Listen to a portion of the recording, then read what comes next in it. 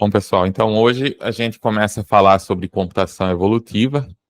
Essa discussão vai ser dividida em 3 partes, tá?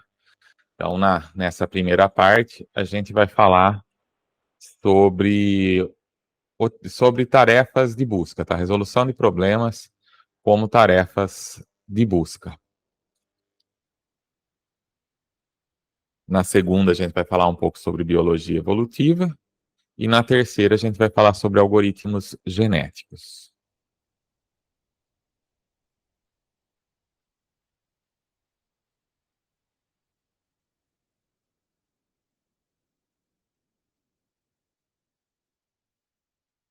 Então, computação evolutiva é um campo de pesquisa que utiliza ideias da biologia evolutiva com o objetivo de desenvolver técnicas para resolver problemas, para resolver sistemas complexos. E a maioria dessas ideias da computação evolutiva tem origem na teoria da evolução, lá do Charles Darwin, e na genética, nos estudos do Gregor Mendel, tá? E, assim, esses modelos, eles costumam propor uma população de indivíduos que são capazes de se reproduzir e que estão sujeitos a variações genéticas, no caso, e isso resulta em novas populações de indivíduos que ficam cada vez mais adaptados ao ambiente, tá? Então, essa população, na verdade, representa possíveis respostas para um problema, e você consegue ir evoluindo essas respostas com o tempo, até chegar, possivelmente, numa boa solução. Então, os algoritmos evolutivos, o que eles têm em comum é que todos eles são baseados na teoria de origem e de diversidade da vida. Mas existem, né, dentro dos algoritmos evolutivos, existem algumas categorias. Tem a categoria dos algoritmos genéticos, tem das estratégias evolutivas, da programação evolutiva, da programação genética, tá? Então, essa é a divisão que é colocada lá no nosso livro base. Então, essa é a divisão que eu estou colocando aqui, mas a gente vai focar nos algoritmos genéticos, tá? Então, o nosso foco maior vai ser aqui. Como eu falei, a ideia não é ver muitos algoritmos, né? Mas ver alguns poucos algoritmos com uma profundidade maior.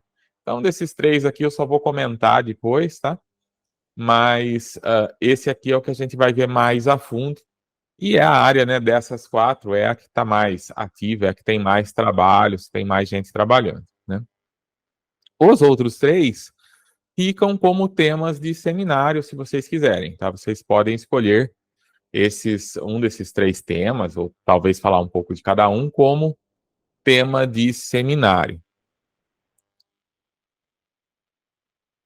Então, foco aí nos algoritmos genéticos. Mas antes de entrar, claro, nos algoritmos genéticos, convém que a gente veja como que é a questão da resolução de problemas como uma tarefa de busca, já que isso também não é tão trivial, né? Foge um pouco da maneira tradicional de resolução de problemas. Então, a gente vai ver primeiro como que tarefas de buscas podem ser usadas para resolver problemas, e depois a gente vai entrar no algoritmo genético. Hoje a gente vai ver, inclusive, alguns algoritmos mais simples, que também fazem busca, para entender melhor como que funciona esse problema, essa tarefa a ser resolvida aí. E para depois a gente entrar nos algoritmos mais complexos, tá? Então, nesse contexto da resolução de problemas como uma tarefa de busca, o problema é uma coleção de informações das quais alguma coisa, algum conhecimento vai ser extraído ou vai ser inferido, tá? Então, por exemplo, quero maximizar uma função numérica. Então, esse é o problema que eu quero resolver. Tenho lá uma equação que, eventualmente, não dá para ser resolvida analiticamente, ou tem algum motivo pelo qual não quero resolvê-la dessa forma, e aí eu vou, então, aplicar uma tarefa de busca para isso. Um outro problema: alocar um número de aulas para um conjunto de alunos. Então, assim, parece um problema simples, mas como a gente vai ver, né, é um problema razoavelmente complexo aí, que toda escola, né, toda universidade enfrenta durante todos os semestres, né? Então, no caso do problema, do primeiro problema. Então, você quer otimizar uma função. Qual que é a informação que você tem? A função que vai ser otimizada. Então, nesse caso aqui, vai ser um f de x, que é igual a x ao cubo, mais x mais 3. Então, eu quero determinar os valores de x que vão... O valor de x, no caso, que vai minimizar essa função. Tá? Então, eu posso fazer isso como uma tarefa de busca. Posso otimizar isso daqui. Qual que é o segundo caso? Né? Eu preciso criar os horários de várias turmas de estudantes em uma escola. Como que eu posso resolver isso? Então, a informação que eu tenho é a quantidade de estudantes, em cada turma, no caso, né? As salas de aula que eu tenho disponíveis, os professores, dentre outras informações. E eu quero encontrar um horário para todas as turmas dessa faculdade. Então, assim, parece fácil, mas é bem complicado, na verdade, porque você não pode colocar os estudantes com mais do que uma aula ao mesmo tempo. Você não pode colocar duas turmas na mesma sala de aula. Você não pode pôr o mesmo professor para dar aula em duas turmas ao mesmo tempo. Isso é só o básico. Depois vem uma série de restrições. Então, os professores podem não estar disponíveis todos os dias. Talvez ele dá aula numa outra escola naquele dia. As turmas de alunos, às vezes você tem restrições quanto às salas, né? Ao tamanho da sala. Aquela sala não comporta aquela turma, porque a turma é muito grande. Então, preciso colocar numa sala maior. Mas aí eu não tenho salas maiores suficientes. Eu posso ter salas que são muito distantes e, às vezes, o aluno, se ele vai ter uma aula numa sala e depois em outra, você tem que considerar o tempo de deslocamento desse aluno. Então, ali no campus de Rio Claro, por exemplo, né, para quem conhece, os alunos de computação, por exemplo, eles têm aula tanto nos blocos didáticos quanto nos laboratórios do DEMAC. E há uma distância considerável entre um e outro.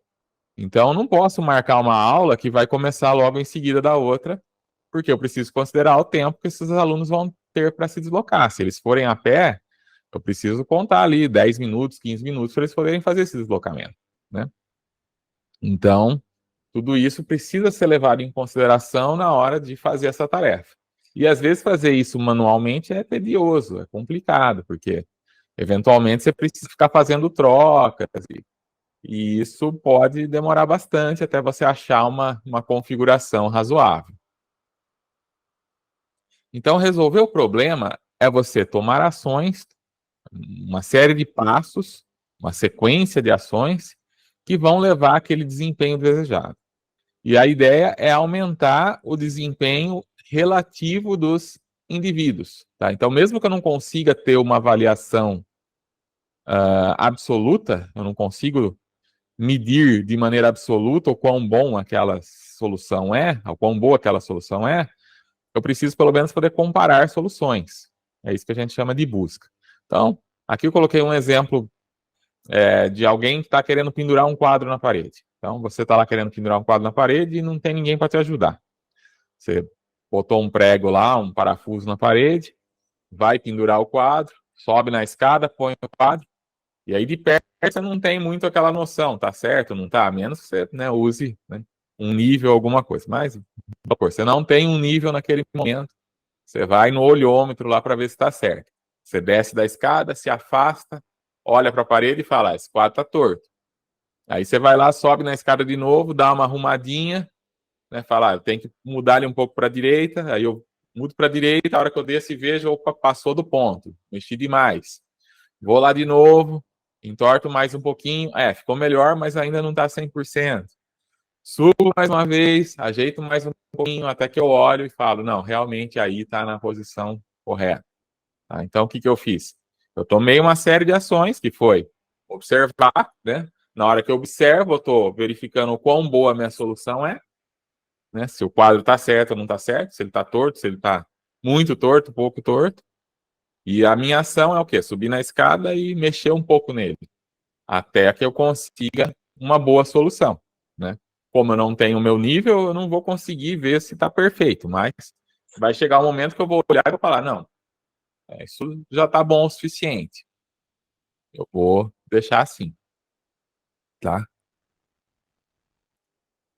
Então, o algoritmo de busca, ele vai pegar um problema como entrada e vai retornar uma solução, uma ou mais soluções para esse problema.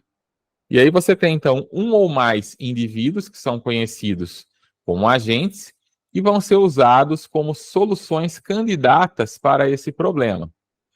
E, como eu falei, nem sempre você tem uma medida precisa para avaliar aquela solução, mas você deve ter, né, para conseguir resolver, você deve ter algum conhecimento sobre o desempenho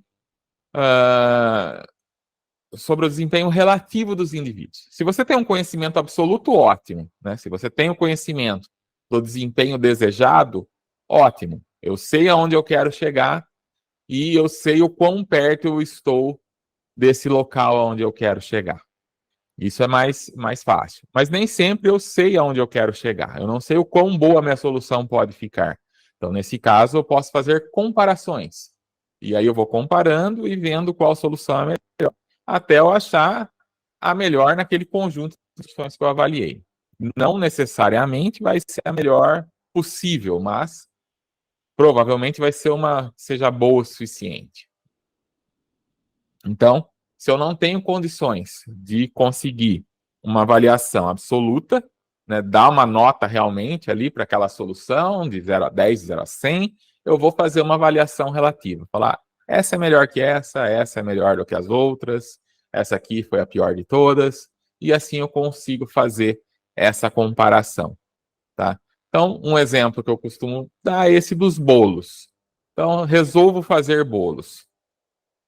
E aí eu pego algumas receitas na internet ou com outras pessoas de bolos e faço lá 4 massas de bolo diferentes, tá? Cada uma com uma receita. Asso todas elas e depois eu vou experimentar. Eu vou ser o avaliador ou vou pedir para outras pessoas experimentarem. Eu não sei o quão boa aquela massa pode ficar, né? Com aqueles ingredientes que eu tenho, eventualmente. Mas eu consigo comparar. Eu vou comer um pedaço de cada bolo e vou falar, bom, isso aqui está melhor, isso aqui está pior. E depois disso eu posso, inclusive, tentar melhorar essas receitas. Então eu falo assim, bom, as duas piores eu já não vou usar mais. As duas que ficaram melhores, eu vou mexer um pouquinho nelas. Eu vou pegar, então, os ingredientes dessa daqui, da primeira, e vou passar para a segunda, alguns. E alguns da segunda eu vou passar para a primeira. Então, das duas melhores massas, uma leva ovos, a outra não. Então agora eu vou fazer o seguinte, eu vou tirar os ovos da primeira e vou colocar ovos na segunda. De repente, eu consigo uma receita que ficou melhor que as duas anteriores. Né? Ou não. Pode ser que as duas derivadas fiquem as duas piores. Pode ser que as duas fiquem melhores, que as duas fiquem piores, que uma fique melhor e a outra pior. E assim eu vou mexendo nessas receitas até eu chegar na receita ideal para eu poder abrir a minha loja de bolos. Tá? Então, dessa forma, eu estou fazendo uma resolução de problemas como uma tarefa de busca. Eu estou buscando ou a massa de bolo ideal através aí de tentativa de erro, né? De testes com várias receitas que eu vou adaptando, vou mexendo um pouquinho até tentar chegar na minha receita ideal.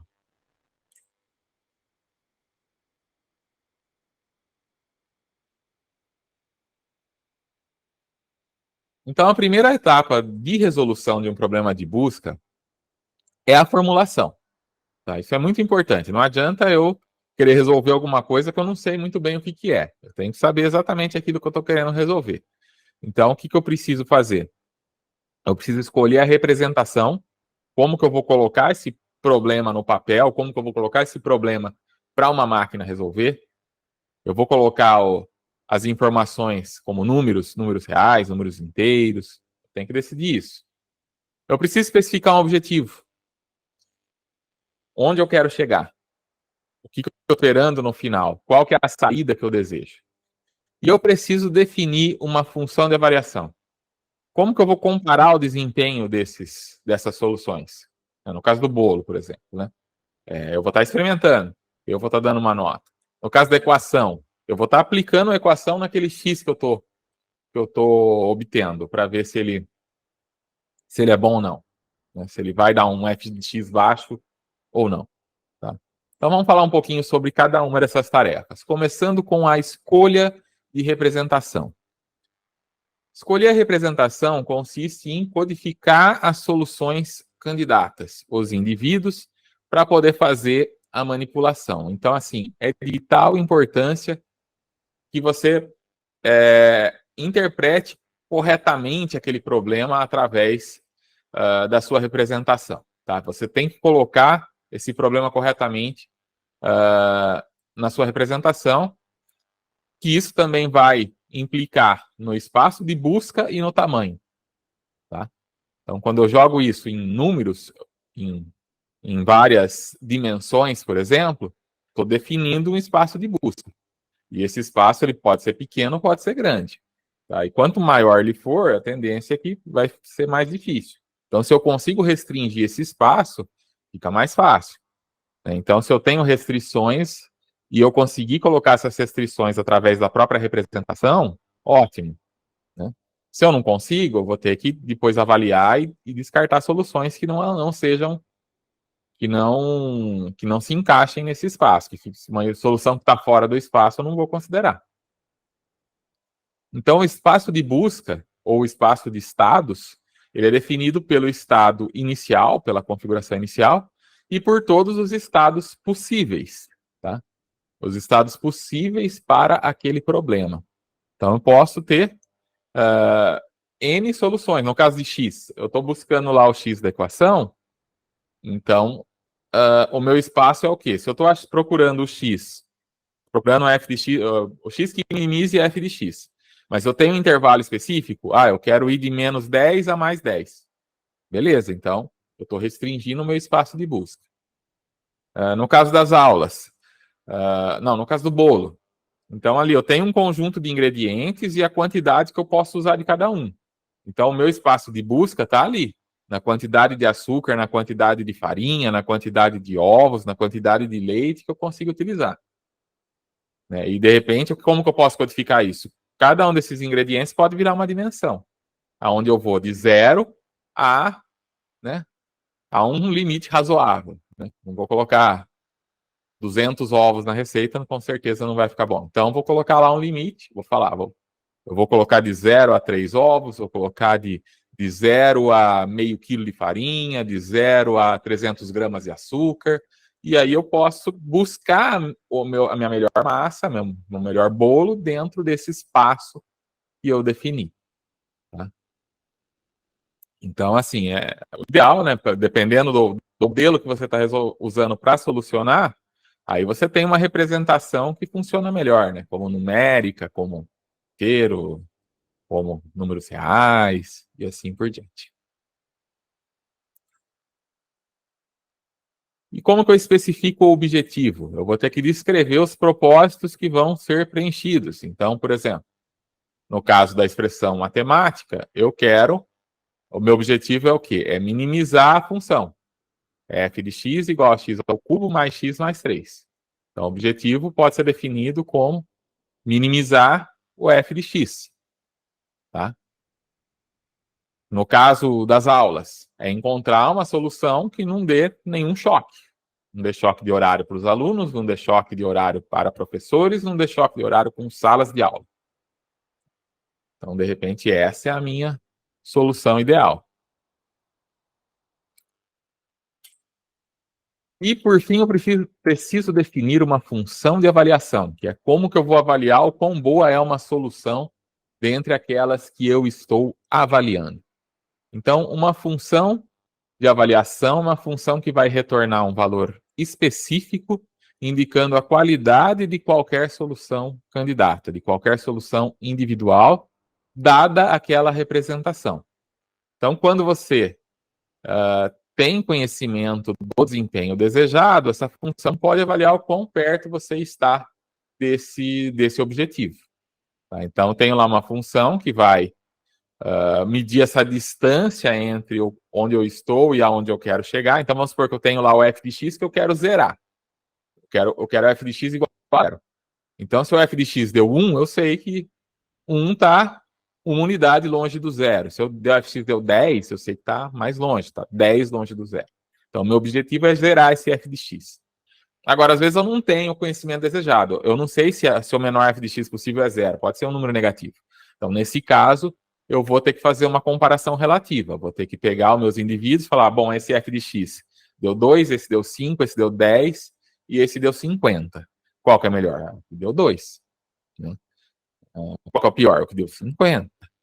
Tá? Então, eu não sei aonde exatamente eu posso chegar, mas eu sei, dentre ali os indivíduos que eu tenho, quais são os melhores e quais são os piores. Então, assim, a escolha vai depender, né, dessa comparação. Comparação com os vizinhos ali, com os outros indivíduos. Na definição do problema de busca, você tem, né, que dado um espaço de busca S, você assume a existência de algumas restrições e, se violadas, vão inviabilizar a implementação de uma solução. Então, na busca pela solução, a gente tem que conseguir se mover de uma solução para outra sem violar as restrições. A gente precisa de operadores que gerem ou que selecionem soluções que são factíveis. Então, voltando lá no meu exemplo da equação, se eu estou trabalhando com um x de menos 1 a mais 1, eu não posso, na hora de tentar gerar uma nova solução, o que eu vou fazer? Eu vou mexer no x. Então, se eu tenho um x igual a menos meio, eu vou fazer o quê? Eu vou perturbar um pouquinho esse x para ele ir um pouquinho mais para cima ou mais para baixo, para 0,6 ou para 0,4, para ver se isso vai melhorar ou não o meu f de x. Eu não posso fazer uma perturbação nesse x que faça ele ficar menor do que menos 1 ou maior do que 1, porque daí eu vou estar violando o meu espaço de busca aí, né? Eu vou estar saindo do meu espaço de busca. Então, eu não posso gerar uma nova solução que fique fora desse espaço. Tá? Então, eu tenho restrições, dependendo do meu problema, que eu não posso violar. E o ideal que eu consiga codificar o meu algoritmo de modo que ele não viole restrições. Tá? Que ele não coloque dois professores na mesma sala de aula, ou duas turmas para usar a mesma sala, ou duas turmas, ou a mesma turma para estar em duas aulas ao mesmo tempo. Eu posso tentar fazer alguma restrição nesse sentido. Tá? Se eu já parto de uma solução que está no espaço factível, eu posso não querer sair desse espaço factível. Né? Eu coloquei esse exemplo aqui do lado, porque no jogo de xadrez, por exemplo, você tem essas restrições. Então, se eu for mexer esse cavalo aqui, eu não posso colocar ele em qualquer posição do tabuleiro. Eu tenho que respeitar a regra de movimento do cavalo. Eu só posso movimentar ele para, né, as casas, né, duas casas para frente, uma para a esquerda, uma para o lado, né, para a esquerda e para a direita, que é aquilo que um cavalo pode fazer. Né? Se eu tentar fazer algo diferente disso, ou se eu tentar, por exemplo, ocupar uma casa, né, eu não posso vir também numa casa que já está ocupada por outra peça minha. Então, das possíveis alternativas que eu tenho para esse cavalo, são essas aqui que estão em vermelho. Né? Eu não posso ir para nenhuma outra casa além dessas, né? Porque essas são as minhas restrições. Então, se eu estiver implementando um problema desse tipo, eu tenho que levar isso em consideração também. Não posso fazer um movimento fora do espaço. Então, você pode definir esse espaço de busca como sendo S e a parte factível dele como sendo F. E aí a gente tem que o F está contido no S. E o nosso objetivo é encontrar um X asterisco aqui, que pertence à parte factível, tal que a avaliação, usando a função de avaliação, desse X asterisco, ela é menor ou igual que a avaliação de X para todos os X que também estão nesse espaço factível. É isso que eu estou buscando. Estou buscando a melhor solução dentro do espaço factível.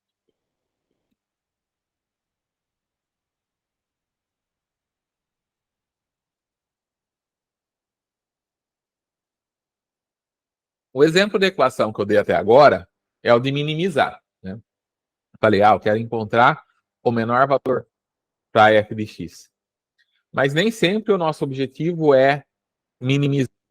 Quando a gente quer minimizar, a gente tem um problema de minimização. Mas, eventualmente, a gente quer maximizar. Então, tem uma função que eu quero encontrar o maior valor para ela. Então, nesse caso, eu tenho um problema de maximização.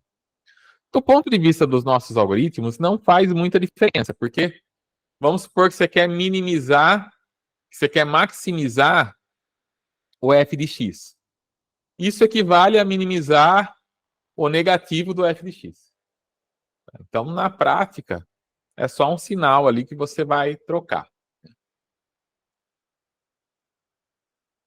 Eu vou falar muito em minimização, maximização, mas, assim, vocês sabem que tanto um quanto o outro, a ideia é a mesma. Só muda, eventualmente, o sinal.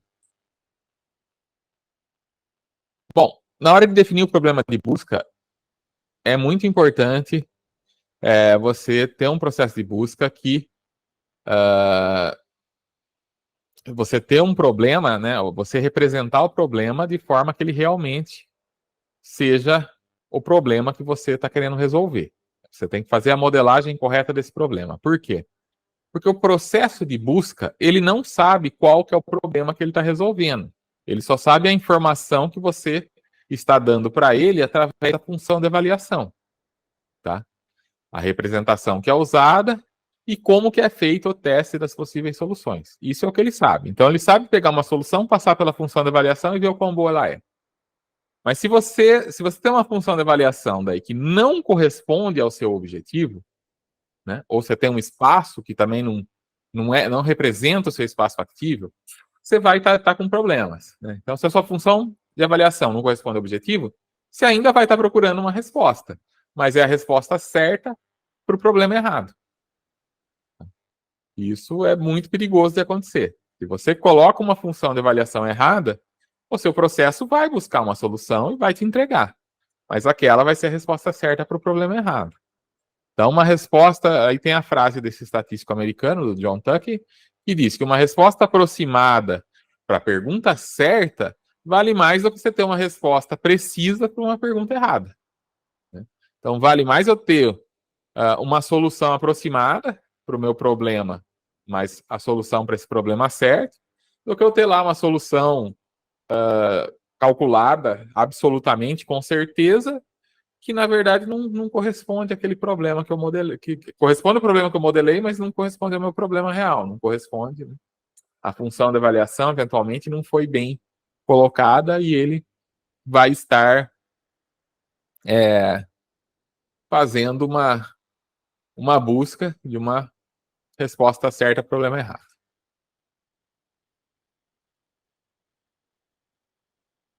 Então, o ponto X que minimiza ou maximiza a função de avaliação é chamado de solução global ou de solução ótima. Tá?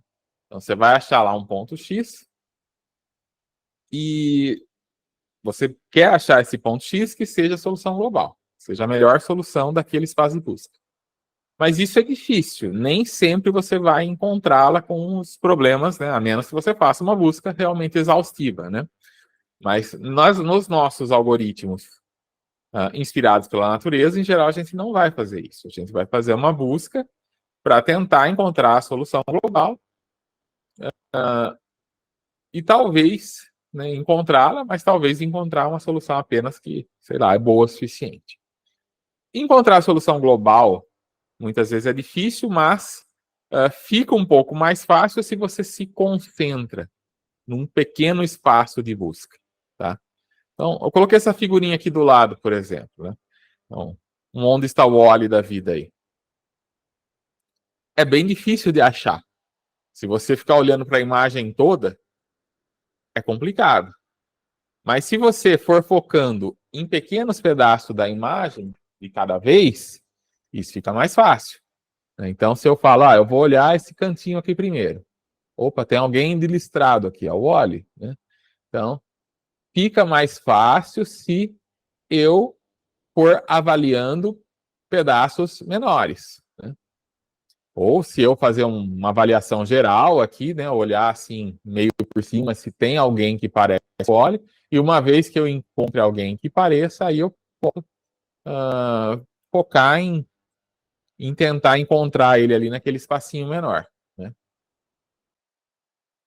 Então a ideia, né, é essa, né, de você encontrar uma solução. Como encontrar uma solução global pode ser difícil, uma coisa que a gente pode fazer é focar em porções menores do espaço para ver se ali a gente encontra alguma coisa, né? Você pode fazer uma análise mais a grosso modo e depois focar em partes que sejam mais promissoras. Então, assim, outra coisa que a gente pode pensar dessa forma, é fazendo de novo a analogia lá com o bolo. Se eu estou fazendo lá minha receita e estou tendo bons resultados, né? Estou quase chegando, estou falando, puxa, tá ficando bom, né? Tá quase do jeito que eu quero. De repente eu faço uma mudança muito radical, pode ser que melhore? Pode ser que melhore, mas é muito mais provável que piore, né? Então, assim, a tendência é o quê? Que uma vez que eu estou chegando perto daquilo que eu quero, eu vou começar a fazer mudanças cada vez menores, né? Eu estou vendo que o bolo está quase do jeito que eu quero, então eu vou começar a trocar ali bem pouquinho dos meus ingredientes, colocar só um pouquinho a mais, só um pouquinho a menos, para evitar fazer uma mudança brusca, porque eu sei que se eu mudar radicalmente, né, provavelmente eu vou piorar, né? Ou pode até ser que eu melhore, mas, né, se você pensar que a receita ideal é um ajuste fino ali em torno de várias outras receitas, se você faz uma mudança radical, é mais provável que você tenha que fazer esse ajuste fino de novo, né? Então, mesmo que você tenha uma receita potencialmente melhor. Então, é por isso que a gente, uma vez que acha lá uma região promissora, a gente tende a ficar em torno daquela região para ver se acha a melhor solução ali. Então, as técnicas de busca que são efetivas são aquelas que acabam combinando duas, duas tarefas, tá? Que são a explotação e a exploração. Então, o que é explotação? Explotação é explorar as melhores soluções que você encontrou até o momento. Então, assim, das receitas de bolo que deram o melhor resultado, eu vou, em torno delas, tentar achar uma ainda melhor, sem mudar radicalmente, fazendo pequenos ajustes. Agora, exploração é explorar o espaço todo em busca de soluções. É tipo, aí é radicalizar mesmo, é testar várias receitas bastante diferentes para tentar ver aquela que vai ser mais promissora para depois eu partir para a explotação. Por exemplo, essa é uma estratégia. Não é a única, né? Mas é uma estratégia que tende a ser boa. Esses termos, explotação e exploração, né, eles vêm das geociências. Então, nas geociências, explotação é um termo técnico que se usa para se referir à retirada, à extração ou à obtenção de um recurso natural, que geralmente não é renovável, para fins de aproveitamento econômico, né? Então, assim, por exemplo, eu estou buscando ouro, tá? E eu acho uma pepita de ouro. Estou cavocando lá um terreno, acho uma pepita de ouro. A chance de que tenha outra ali por perto é grande, né? Se tem ali se é uma região que é propensa a ter ouro e eu acho uma pepita, então provavelmente tem outras. Então o que eu vou fazer? Eu vou cavocar em volta, né? Tava cavocando ali por algum motivo, fazendo uma construção, resolvi cavocar para fazer alicerce e achei ali uma pepita de ouro. Pô, para a construção e vamos procurar para ver se tem mais. Vou cavocar tudo em volta do local onde eu achei essa pepita para ver se tem outra. Então, assim, por que eu vou cavocar em volta? Porque a chance de ter outra próxima é grande. Mas, por outro lado, se eu ficar cavocando só em volta, de repente eu corro o risco de acabar não achando uma jazida ainda maior, né? Eu achei uma pequena jazida, estou ali explotando ela, né? Mas se eu abrir mão da exploração, quer dizer, de ir procurar em outros lugares mais distantes, eu posso, de repente, estar deixando de achar uma jazida que era até maior do que essa que eu estou. Então, fiquei preso numa jazida pequena, buscando ali, sem ir além e acabo, né, ficando preso no que seria um ótimo local, tá? Então, a explotação é isso, é você explorar aquele lugar que você já encontrou, achei o petróleo aqui, é aqui que eu vou cavar o meu poço e vou ficar tirando petróleo até ele acabar, né? Então, isso é explotação. Agora, exploração é o quê? É eu continuar perfurando outros lugares para ver se eu não vou achar mais petróleo e, às vezes, uma reserva até mais abundante em outro local, tá? Quem que usa isso? A indústria de mineração, a indústria de arqueologia, né? Arqueologia é bastante comum, né? Alguém está lá fazendo também uma construção, acha lá um fóssil. O que acontece, né? Na hora já vão embargar a obra lá e vão fazer toda a escavação, porque onde você achou um, né? Provavelmente vai ter outros, né? Então, achei lá um osso de dinossauro. Vamos cavocar tudo aqui em volta, que, né? Se esse dinossauro morreu aqui, provavelmente os outros ossos dele estão por perto, né? Então é isso que se faz, né, na arqueologia e em tantas outras áreas aí de exploração, tá? Então, uh, quando a gente parte para o modelo computacional, a gente vai fazer isso também. A gente vai tentar balancear essas duas coisas. O modelo de busca ideal não é o que faz só a explotação e nem é só o que faz exploração. O que faz só a explotação, ele tá fadado muitas vezes a ficar preso num ótimo local. Ele vai chegar ali numa solução boa e falar, tá aqui, é essa. Já o que faz exploração, que só faz exploração, também não vai encontrar uma boa solução, porque ele vai pulando de um lado para o outro, e pode ser que aleatoriamente ele encontre a solução, mas a chance é pequena, né? De aleatoriamente você pular lá no ponto certo, sem fazer nenhuma explotação. Então, normalmente os bons algoritmos são os que balanceiam essas duas coisas, que explotam e exploram. Explora um pouco, explota um pouco, tá? E aqui esse exemplo que eu achei bem bacana do Thomas Edison, né? O Thomas Edison não criou a lâmpada elétrica através de melhorias contínuas em velas. Então, assim, até então se usava vela para iluminar. A ideia dele, né, com certeza a vela foi melhorada ao longo dos anos, né? Foram fazendo velas melhores, mais duradouras e tudo mais, melhorando o pavio, melhorando a cera. Com certeza, né, isso aconteceu. Mas na hora que o Thomas Edison criou a lâmpada, ele estava criando algo, uma ideia totalmente diferente. Então aí ele criou lá a primeira lâmpada como algo que foi uma exploração. Hoje, o que a gente faz em cima da lâmpada pode ser chamado de explotação, né? Então, a partir da lâmpada original, foram melhorando, fazendo um filamento mais resistente, mais duradouro, que ilumina mais e tudo mais, até chegar na lâmpada, né, nas melhores lâmpadas incandescentes que nós tínhamos até um tempo atrás. Aí vem uma nova revolução, alguém cria lá as lâmpadas CFL, né? E aí todo mundo começa a melhorar aquelas lâmpadas, durabilidade e tal, até que vem uma nova exploração e, lâmpadas de LED. E agora estamos aí na era das lâmpadas de LED, melhorando as lâmpadas de LED, deixando-elas, fazendo LEDs cada vez mais brilhantes e que consomem menos para ter o quê? Para ter uma lâmpada que dure bastante, que consuma pouca energia e gere bastante luz. Então, assim, se o fabricante de lâmpada tivesse ficado preso na lâmpada de filamento, ele também, né, não ia evoluir muito mais, né? Chega uma hora que alguém precisa fazer algo diferente. E aí, quando alguém faz algo diferente, começa toda uma fase de explotação de novo. Então, isso é muito comum também nas invenções da humanidade, né?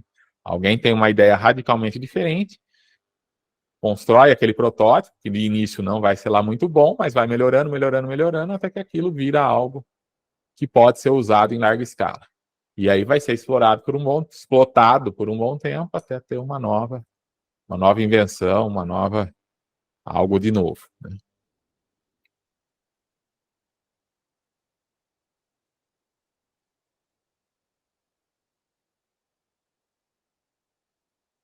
Então, assim, alguns algoritmos exploram a melhor solução disponível, mas não exploram todo o espaço de busca. É o caso do subida da colina que a gente vai ver hoje.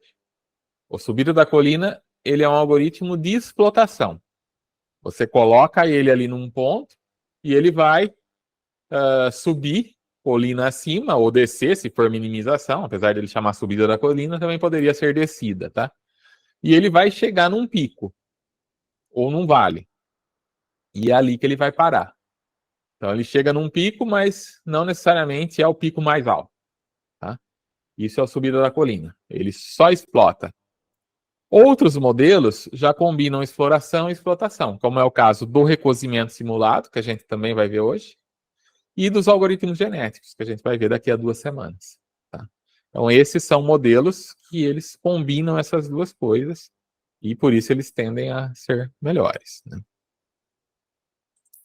Então, para definir um problema de busca, também é uma tarefa um pouco complicada, porque assim, já foi provado matematicamente que não existe um único método de busca que tenha uma média de desempenho melhor em todas as execuções para os problemas.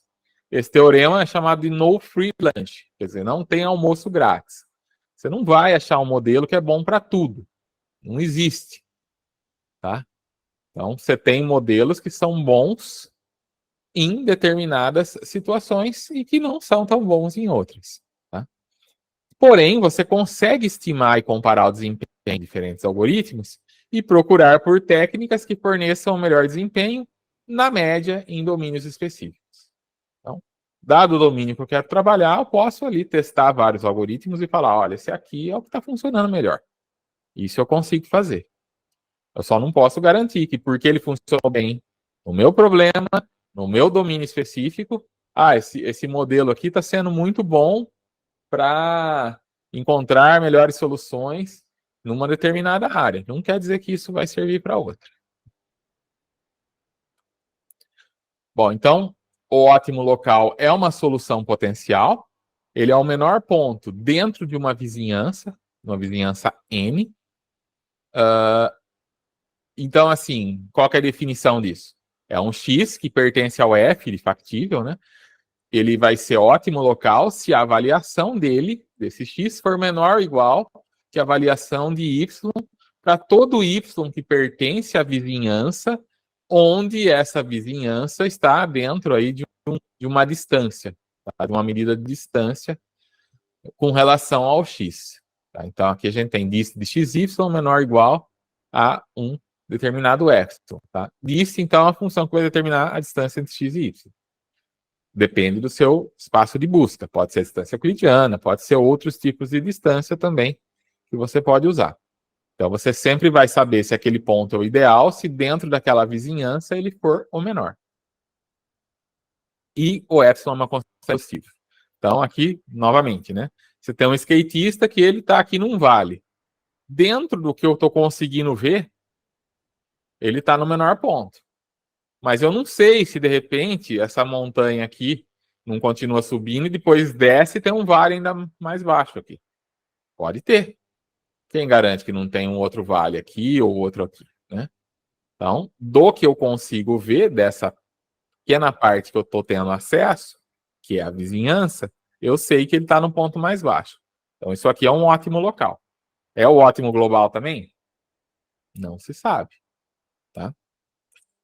Então, ótimo local é o melhor dentro de uma região, tá? Aqui é o ótimo local, por quê? Porque dentro dessa vizinhança, ele é o melhor. Aqui é um ótimo local, por quê? Porque dentro de uma vizinhança, ele é o melhor. Ótimo local, ótimo local, ótimo local. Tá? Então, para saber se é melhor, se é um ótimo local, você não precisa avaliar tudo. Você só precisa, né, avaliar o que está dentro da vizinhança. Então, esse é o melhor na região dele. Ele é o campeão regional, tá? Então, ele é o campeão regional, ele é o campeão nacional. O ótimo global é o campeão mundial. Então, por exemplo, o Palmeiras nunca chegou aqui. Você tem outros times, como São Paulo, que já chegaram aqui 3 vezes. O Palmeiras, né, ficou só aqui nos outros ótimos, nos locais. Tá?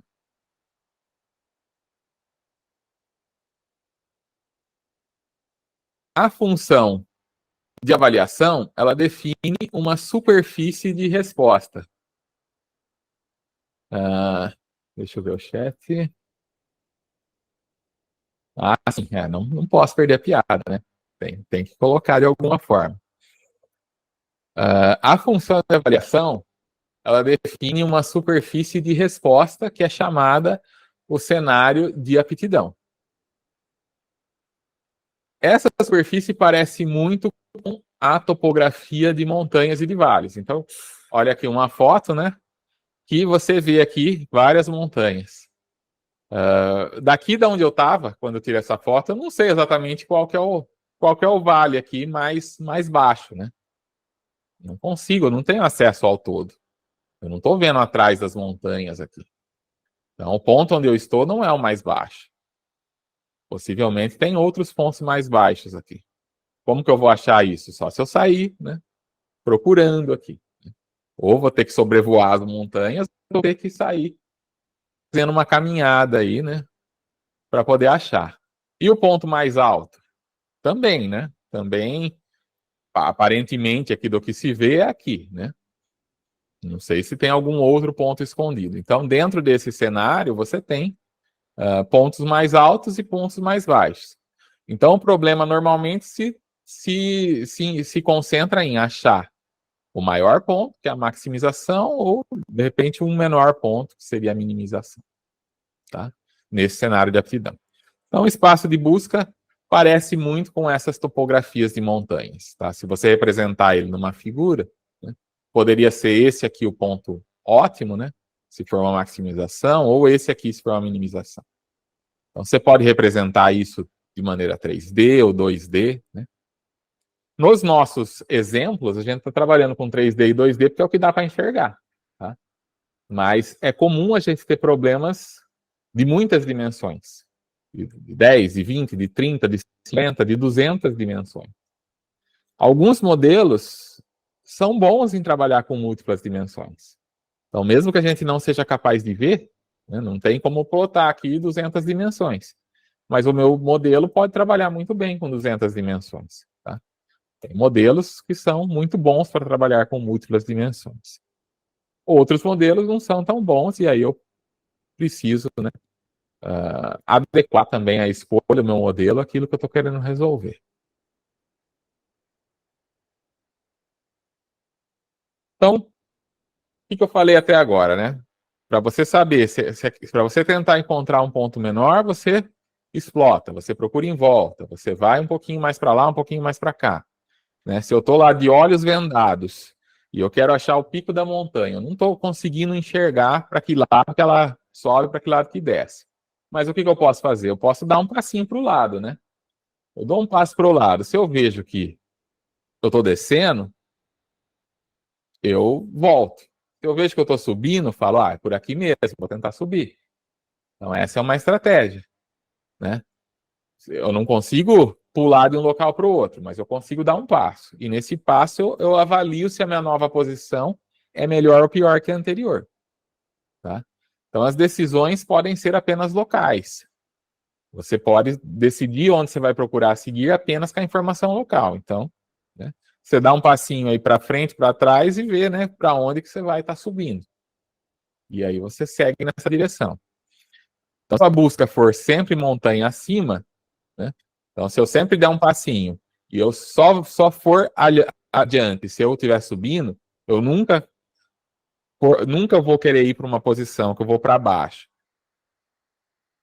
e continuo descendo, né? Se eu for para baixo, eu sempre volto para onde eu estava. Se eu fizer isso, eu vou achar um ponto alto, mas não necessariamente é o ponto mais alto. Eu vou subindo, subindo, subindo, chegou num ponto que para todo lado que eu der um passo, eu vou estar descendo. Então eu falo, cheguei no pico, mas não necessariamente é o pico mais alto. Às vezes eu vou precisar o quê? Descer um pouquinho para depois subir de novo e chegar no ponto que é realmente o mais alto. Tá?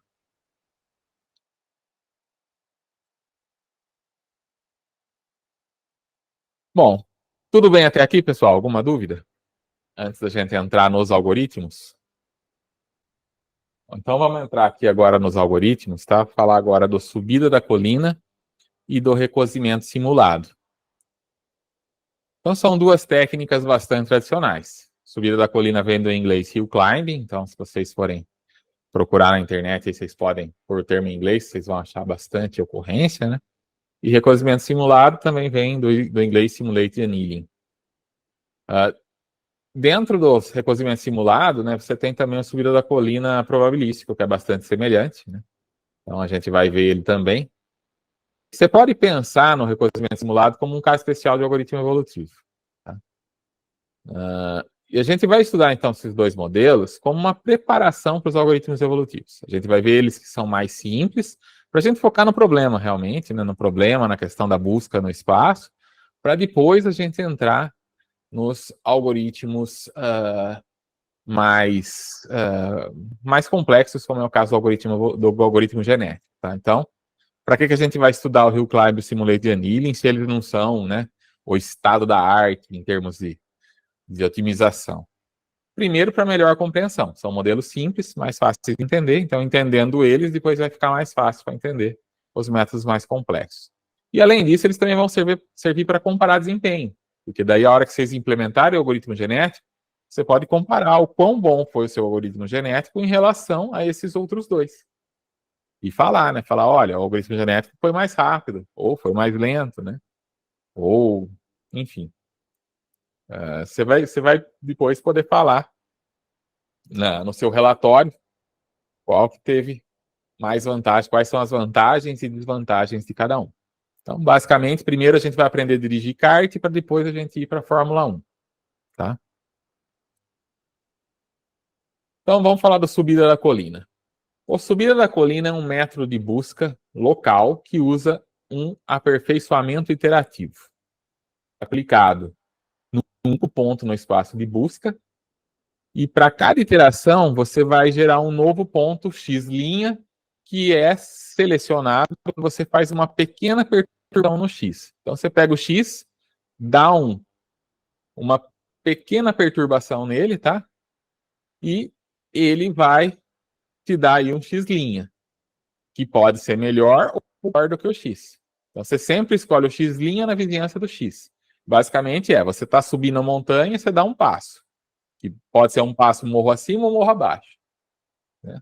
E aí a tendência é o quê? No caso da subida da colina, você só aceita e morro acima. Então, você deu o passo para baixo, você volta. Tá? E você não pode dar um passo maior que a perna. Então, você sempre dá pequenas perturbações. Até porque se você der saltos muito grandes, né? Também não vale a pena, porque você vai passar do topo, né? Porque assim, vamos supor que tem lá um pico na montanha. Se você der um passo muito grande, se você tiver a habilidade aí de pular 10 metros de cada vez, pode ser que você pule, passe do pico da montanha e caia do outro lado. E aí você não chegou no pico, que é o seu objetivo. Por isso que não é bom você dar passos muito largos também. A ideia é dar passos pequenos realmente. Então você vai ter um x' que pertence à vizinhança do x, tá? E esse x', então, é um x mais um delta de x. E esse delta de x é um valor pequeno. Positivo ou negativo, mas pequeno. Se o novo ponto obtiver um valor melhor na função da avaliação, então ele passa a ser o ponto atual. Nota que isso aqui está com notação de vetor, porque você não tem, às vezes, né, a gente está trabalhando com uma dimensão para facilitar. Mas como eu falei, na prática vocês podem ter várias dimensões. Então aí, para cada elemento de x, você vai ter uma perturbação aqui no ΔX. ΔX também é um vetor, que também vai ter uma perturbação que pode ser positiva e negativa e diferente para cada dimensão. Tá? E aí o seu x', você avalia ele. Se ele é melhor que x, você aceita. E ele passa a ser o novo x. Caso contrário, você descarta seu x'. Então, toda vez que você gera um x', você joga ele na balança contra o x. Se ele for melhor, você fica com ele. Se ele for pior, você joga ele fora e continua com o x. Certo?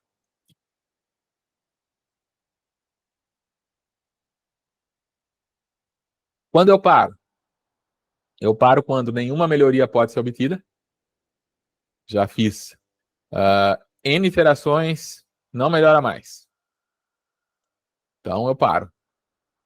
Tá?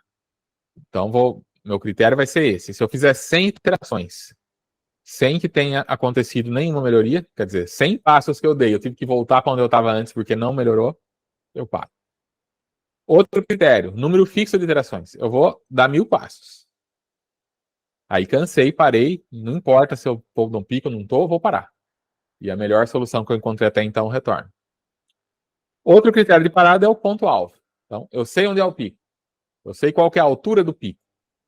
A hora que o meu GPS aqui estiver mostrando que eu estou naquela altitude, né? Mesmo que tá uma neblina lascada aqui, eu não estou conseguindo ver nada, mas se o meu GPS está falando que eu cheguei na altitude de 1.200 metros, então é sinal de que eu cheguei no pico. Parei. Tá? Então, posso fazer isso no meu algoritmo também. Posso combinar os três, inclusive. Né? Eu posso colocar um número fixo para evitar, né, que fique rodando por muito tempo. Posso colocar nenhuma melhoria, e aí eu posso parar antes do número fixo, se for o caso. E posso colocar o alvo. Se eu chegar no alvo, também paro antes do número fixo. Eu gosto de sempre deixar meus algoritmos com múltiplos métodos aqui, porque assim, se pegar um problema lá que é muito demorado, eu vou parar pelo número máximo de iterações. Se não, posso parar antes. Então a gente vai ver o algoritmo no próximo slide. A gente vai ter o x como ponto atual, o g como valor-alvo para a função de avaliação, assumindo que a gente conhece esse valor, né? E o max-it, que é o número máximo de iterações que são permitidas. Então tá aí o nosso hill climbing, olha aí. A gente tem o procedimento hill climbing, que a gente vai inicializar o x. Como que eu inicializo o x? Pode ser aleatório. Vou criar um x aleatoriamente, mas dentro do meu espaço de busca. Tá? Tem que ser factível. Então, se eu vou de menos 1 a 1, eu gero um x que vai de menos 1 a 1. E aí eu avalio esse x. Para eu já saber o quão bom ele é. Né? Se eu der muita sorte, né, eu posso avaliar o x e já é a melhor solução. Né? E aí eu posso parar, mas não é difícil de acontecer. A menos que você tenha um espaço de busca muito pequeno. Aí eu começo com t igual a 1, meu contador de iterações. Enquanto esse t for menor do que o número máximo de iterações e o avaliar de x é diferente de g, que é o meu alvo, eu vou fazer isso aqui. Então, quando eu paro se o número máximo de iterações for atingido ou se o meu avaliar de x é igual ao que eu estou pretendendo. Né? Então, cheguei no alvo. Se essas duas condições são falsas, então eu vou fazer o seguinte, eu vou perturbar o x e armazenar o resultado no x'. Eu vou avaliar o x' e eu vou ver se a resposta da avaliação do x' é melhor do que a do x. Se ela for, é sinal de que x' é melhor que x. Então, meu x passa a ser x'. Se ela não for, eu não faço nada. Quer dizer, eu continuo com o x que eu já estava antes. Conto mais uma iteração e volto aqui. E vou ficar nessa. Vou ficar nessa até uma dessas duas condições serem atingidas. Ok? Dúvidas no algoritmo de subida da colina?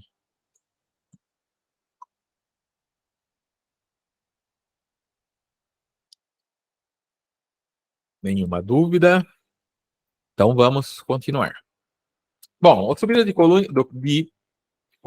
colina tem algumas fraquezas, tá? Primeiro, que ele normalmente termina em solução ótimas locais, porque como ele é só morro acima, ele só vai chegar no topo da montanha mais alta se você já colocar ele na montanha mais alta. Como a inicialização é aleatória, né? Se tem muitas montanhas, dificilmente ele vai cair na mais alta. Então ele costuma ficar preso em ótimo local. Não tem informação sobre a distância da solução encontrada para a ótima global. Às vezes você está no pico de uma montanha alta, mas ela está muito longe da montanha mais alta. Então, eu tenho essa dificuldade também. Outra coisa é que o ótimo encontrado depende muito da configuração inicial. Como eu falei, você tem lá toda uma cordilheira. Você só vai chegar no ótimo global, no pico mais alto, se você cair na montanha mais alta. Se você cair em qualquer outra montanha, você não vai encontrar. Então, a configuração inicial é onde você inicializou esse ponto. E o quarto problema é que não é possível você calcular um limite para o tempo computacional do algoritmo. Ele pode rodar por muito tempo.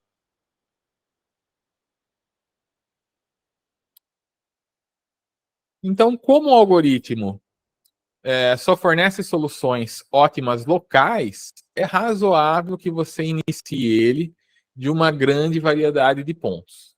Tá? A esperança é que pelo menos um leve no ótimo global. Então, como eu falei, se eu jogar o alpinista aqui em qualquer montanha, ele vai subir montanha acima, mas se ele chegar aqui, é ótimo local. Se ele chegar aqui, é ótimo local. O ótimo global tá aqui. Então, se eu jogar uma vez só, a chance é de que ele não chegue, né? Chance maior de que ele não chegue. Só se eu colocar ele nesse espaço aqui que ele vai chegar. Se eu colocar ele em todo esse outro espaço aqui, ó, ele não vai chegar no ótimo global. Então, como que eu maximizo a minha chance de chegar no ótimo global? Eu inicializo às vezes. Eu coloco vários alpinistas aqui em vários pontos das montanhas, na esperança de que pelo menos um deles consiga chegar no topo da montanha mais alta. Ok?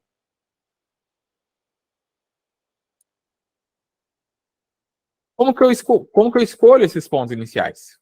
Se eu vou executar várias vezes, o que eu posso fazer é, aleatoriamente, deixa a sorte decidir aí, né? Joga aleatório lá. Talvez mais interessante que aleatório é fazer uma grade, um padrão regular. Então, se eu tenho lá um espaço que vai de 0 a 10, e eu vou fazer 10 inicializações, eu posso colocar uma no meio, uma no 1,5, no 2,5, no 3,5, no 4,5, até 9,5. Né? E aí eu vou possivelmente encontrar a melhor solução aí, porque eu explorei, né, todo o espaço. E depois eu vou explotar. Eu falei no caso de uma dimensão, mas e se forem 2, 3 dimensões? Aí você pode fazer a grade bidimensional ou tridimensional, seja lá o que for, e ir colocando pontos dessa grade que sejam representativos. Ok? Então, nesse caso, o algoritmo tradicional vai ser inicializado múltiplas vezes e nós vamos ter uma memória da melhor solução. É o que a gente chama de subida da colina iterativa, ou iterated hill climb. E aqui nós temos o algoritmo da subida da colina iterativa. Tá? Dá uma olhadinha aí nele que eu já explico.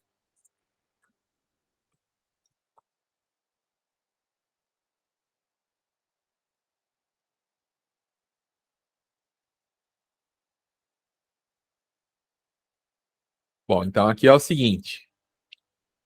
Você vai ter, na inicialização, um nstart, que é o número de inicializações que eu vou ter. Então, vou inicializar 10 vezes, 100 vezes. Número máximo de iterações para cada execução. E o G, que é o alvo. Eu posso ter ou não ter, como eu já falei.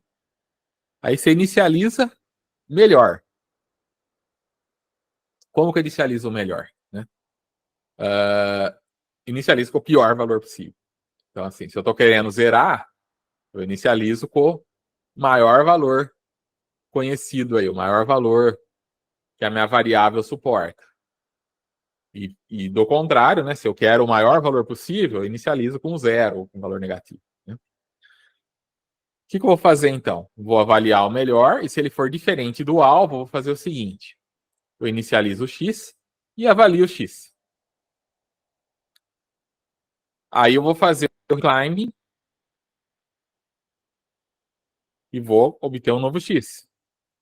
Esse novo X, se a avaliação dele for melhor que a avaliação do melhor, tá? Aliás, eu falei errado aqui, tá? Quando eu falei para inicializar o melhor, como eu estava pensando em termos de f de x, mas aqui já seria um x, né? Então você pode colocar qualquer x, na verdade. Você pode colocar qualquer x como melhor, porque você inicializa, avalia, e aí você compara com o próximo que você gerou. Se ele for melhor do que o seu x, aí o melhor, se o seu x for melhor do que o que estava como melhor, o seu melhor passa a ser esse novo x. Senão ele continua sendo aquele que ele era. Tá? Então, aqui eu tinha pensado em termos de f de x. F de x, é claro, você está buscando um f de x igual a zero, você não pode começar a comparar com f de x igual a zero. Você vai ter que comparar com um valor bem alto. Mas aqui é até mais interessante, porque você vai estar gerando um x, né?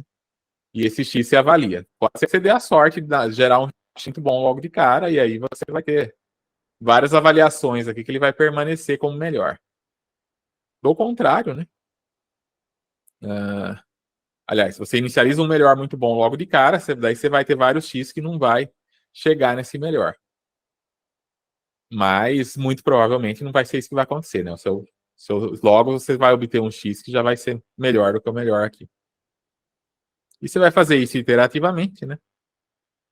Até você obter o melhor X aí dentre aqueles que você testou. Ok? Aqui um exemplo, então. Então vamos supor que eu inicializo aqui o meu X1. O que acontece? Ele vem parar aqui, no meu ótimo local, X1 asterisco. Posso inicializar um X2 aqui, e esse deu mais sorte, vai chegar aqui no X asterisco 2. E nesse caso é o ótimo global. Tá? Então, para todo problema, a ideia é o quê? É inicializar várias vezes, com a esperança de que uma delas caia, né? Se você inicializar entre esse ponto e esse ponto, ele vai chegar no ótimo global.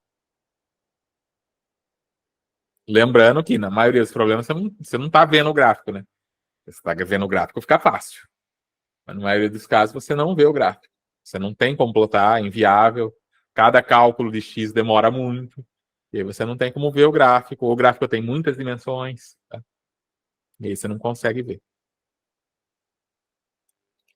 Como eu falei, né, um critério de parada alternativo é você, né, se a melhor solução não muda significativamente após um certo número de iterações, você pode dizer que o algoritmo convergiu para um ótimo local e para. Tá? Você iniciou. Seu melhor valor está descendo, descendo, descendo, descendo, descendo, e chega um ponto que ele estabiliza. Sinal de que você provavelmente não vai melhorar mais, e aí você para. Tá? Eu coloquei isso aqui porque no exemplo, os exemplos são do livro do Leandro, né? E aqui ele tá bem simples, né? Ele tá com poucos critérios de parada e não está considerando essa questão aqui. Né?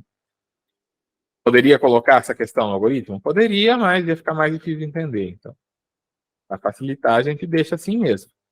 Mas vocês sabem que na prática vocês podem não querer ir até o número máximo de iterações. Às vezes é o desperdício, né? Você ir até o número máximo de iterações. Você bota lá 1000 iterações, mas com 15 já chegou no ótimo global. E aí você vai ficar rodando, rodando, rodando, rodando à toa.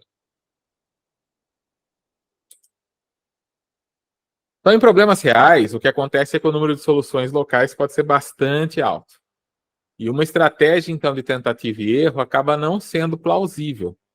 Porém, a boa capacidade de explotação do subida da colina pode ser combinada com outras técnicas que sejam capazes de executar uma melhor exploração do espaço. Tá? Então, você pode ainda usar o subida da colina, mas em conjunto com outros, né? Para ele ter uma solução melhor. Né? Então, uma primeira modificação que é bastante interessante do subida da colina é o subida da colina probabilística. Ou seja, como que ele funciona? Ele tem uma probabilidade de que o X' seja selecionado dependendo da diferença entre os valores que foram retornados pela função de avaliação para o X e para o X'. E a gente vai ter um P, então, que é um parâmetro de controle do decaimento dessa função exponencial. Então, aqui a gente tem o algoritmo de subida da colina probabilístico. Então, aqui você tem o Stochastic Hill Climbing, né, que é o nome dele. Ele vai receber o número máximo de iterações e o G, que é o alvo. Né? Então, a gente tem essas duas coisas aqui. E aí você vai inicializar o X. E vai avaliar esse X. Vai ver se esse X é bom ou se ele não é bom. E aí você inicializa aqui o contador de iterações, o T1, e enquanto esse T for menor que o número máximo de iterações, até aqui está igual, né? Está igual ao Hill Climb. E o avaliar for diferente do alvo, você faz o seguinte, você perturba o X, também igual, e aí você avalia esse X' que foi gerado aqui. E aqui é que está o pulo do gato, tá? Antes, o que você fazia? Você só aceitava valores melhores, nunca um valor pior. Aqui não. Aqui o que você vai fazer? Você vai gerar um número aleatório entre 0 e 1, e se esse valor entre 0 e 1 é fechado em 0 e aberto em 1, for menor do que 1 dividido por 1 mais exponencial do avaliar de x, o x que você tinha antes, menos o avaliar do x', que é o x que tem agora, dividido por t, se isso daqui for maior do que esse aleatório, você aceita o novo x. Se não, você não aceita. Olhando assim, às vezes parece um pouco confuso, tá? Então, vou explicar um pouco melhor o que isso aqui está fazendo. Ó. O t é uma constante. Você escolhe ela no começo da execução do algoritmo. Esse 1 dividido por 1 mais exponencial, etc., ele vai dar um valor entre 0 e meio para valores positivos, que é uma piora. E entre meio e 1 para valores negativos, que é uma melhora. Né? Por quê? Né? Se der um valor positivo, é sinal de que o seu avaliar está melhor do que o seu x, está melhor do que o x'. Então, o x' piorou. Então, dá um valor positivo. Se ele der negativo, é porque o x' melhorou em relação ao x. Tá? Quando você tem um t pequeno, uma grande melhora tem mais chance de ser aceita que uma pequena melhora. Que tem mais chance de ser aceita que uma piora. Por quê? Porque um valor de 0,9 provavelmente vai ser maior que esse aleatório aqui. Né? A menos que o aleatório seja maior do que o 0,9. Mas como ele é de 0 a 1... Né? Agora, se der um 0,1 aqui, dificilmente o aleatório vai ser menor do que 0,1. Mas, eventualmente, ainda vai ser. Então, você tem esse fator de aceite do x'. Então, você pode aceitar tanto x melhores quanto piores. Você pode aceitar tanto um x' melhor quanto um x' pior. Mas a tendência é que você aceite mais os melhores do que os piores. E esse t é o fator que define isso. Porque se você põe um t, quanto maior esse t, mais acentuada é essa diferença. Eu vou estar aceitando valores melhores e não vou estar aceitando valores piores. Então, assim, quando o t tende para infinito, desculpa, né? Com um t pequeno, falei ao contrário, tá? Com um t pequeno, você tem uma diferença grande, né? Quanto maior por esse valor, né? Mais chance de ser aceito. Quanto melhor for essa melhoria, mais chance de ser aceito, e quanto pior, menos chance. Agora, com t tendendo para infinito, à medida que você aumenta esse t, nesse denominador, aí a tendência é que você tenha valores cada vez mais próximos de meio. E aí fica um negócio aleatório. Então, com um t que tende ao infinito, isso aqui vai dar meio. E aí não importa se melhorou, se piorou, é sempre uma chance de meio a meio de aceitar ou não. Tá? Então, no limite de t, quando t é infinito, se aceitar um x' melhor ou pior, depende de você jogar uma moeda. Quer dizer, ou aceita ou não aceita, vira uma busca aleatória. Tá? É uma busca totalmente aleatória, que se você aceita ou não aceita valores piores, ao mero acaso.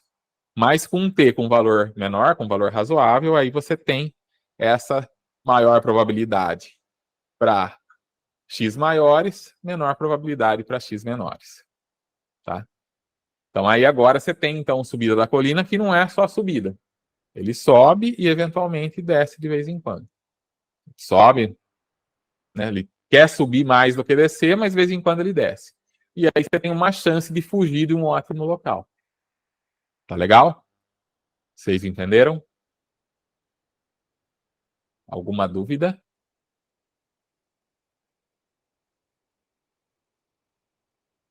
Então, só para explicar melhor aqui.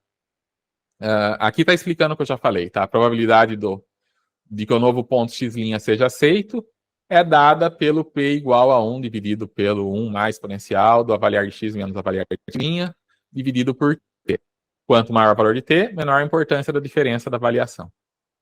Com um valor de t muito alto, a busca fica similar a uma busca aleatória. Lembrando que tudo isso aqui foi feito para maximizar, tá? Se for para minimizar, aí você tem que inverter o x com o x'. Você só inverte os dois aqui. Então, aqui está para maximizar.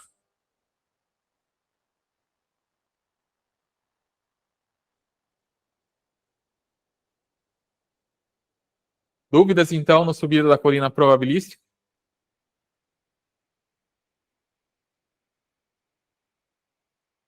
Bom, então agora o próximo é o recozimento simulado, mas vamos fazer uma pausa aqui, um pequeno intervalo. Não falta muito, tá? Falta mais 13 slides aqui só, e depois tem um exercício, tá? Então, agora são 3h35. Quando for 5 para as 4, aí a gente continua, ok? Falar agora do recozimento simulado. O recozimento simulado é inspirado no processo de recozimento de sistemas físicos. Então, o recozimento ele consiste em sujeitar um material, você pegar um material, esquentar ele bastante e depois você ir resfriando ele bem devagarzinho. Tá? Pegar um metal, por exemplo, esquenta ele até o limite dele que ele começa, né, as moléculas a se mexerem ali, né, a formar os cristais, e aí depois você vai resfriando ele lentamente.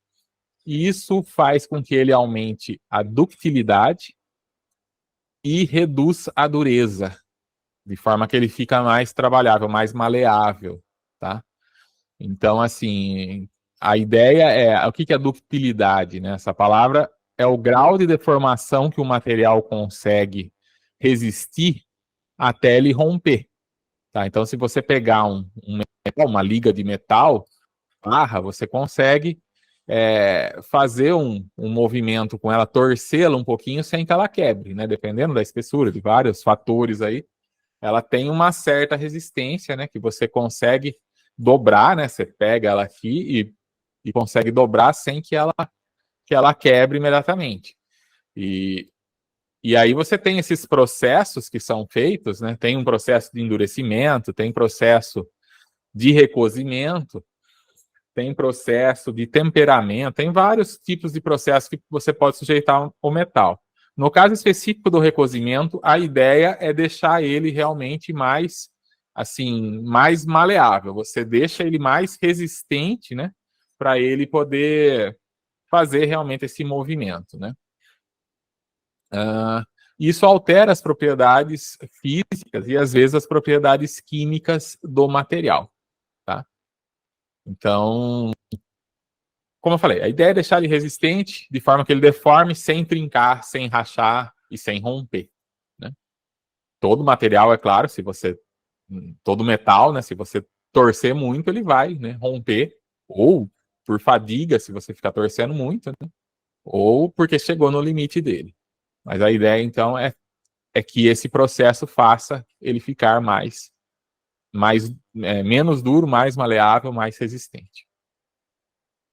Esse modelo é inspirado no algoritmo de Metrópolis, tá?